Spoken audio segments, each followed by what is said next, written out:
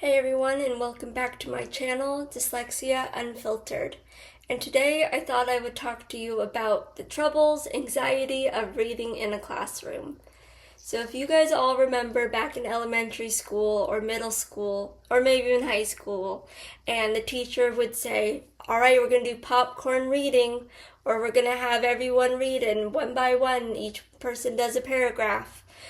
When it came to that last one, I would be so anxious and I would count each individual student until it came to me, and then I would count how many paragraphs I need to do, and then I would read that paragraph over and over again in my head, practicing each word, each comma, where are the pauses, where do you make the most emphasis. Oh, there's a question mark, make sure that you emphasize the whatever it is. I'm going back and forth, and then by the time that it's actually my turn, I forgot everything that I practiced, and I still make a mistake, and I say the wrong word, or I mix up a date. Instead of saying 1969, I say 1996. There's small little things, and then the teacher or a student will yell out, "It's this!" And it's more embarrassing when it's your friend next to you saying the word or the number that's actually correct, and your face gets all red, and it's quite annoying to have that kind of popcorn kind of vibe when the teacher is like, all right, I'm just going to point to you and you better be ready.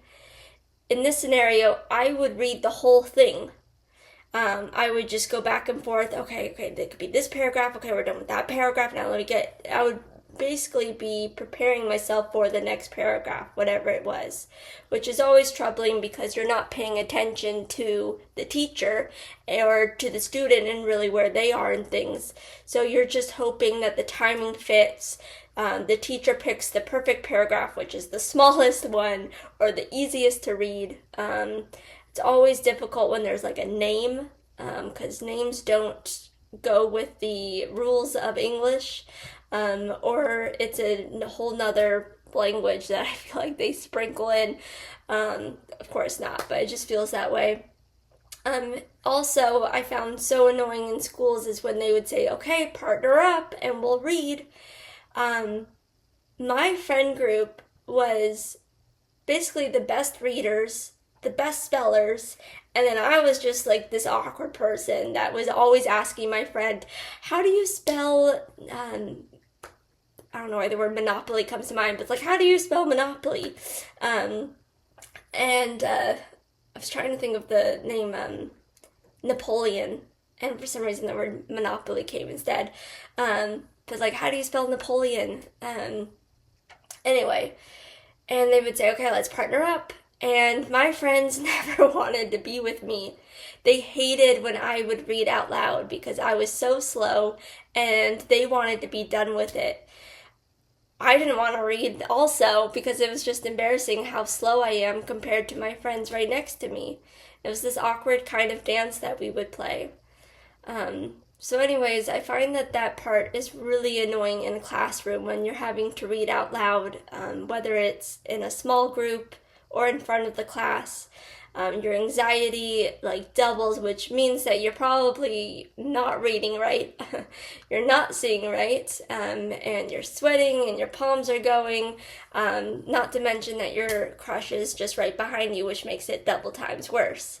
But anyway, on the flip side of that, I did want to mention that because we do have to kind of like problem solve ourselves out of this, oh, we're going to prepare ourselves here. Oh, let me practice this one word here. Or, oh, let me count. There's a couple of ways that, we're able to think outside the box to get ourselves prepared and ready. Maybe we have to do breathing or whatever. That does help us practice thinking outside the box and being more creative. Which also means the way that we learn. We have to then be more creative. What helps us? Is it saying things out loud? Maybe not. Is it writing a whole bunch of times the same word? Maybe so, maybe not. Is it making banana pancakes at the same time that you're reading a book? Maybe.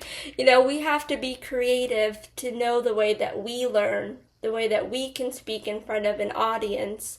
So it does help us in that sense, So when we do go to our careers, when we go to our family, and we can be that creative guru, that little goof. So anyways, just wanted to let you know a little bit more about me and my story of dyslexia, and love you all dyslexics and fun brains out there, and I'll see you next week. Ciao.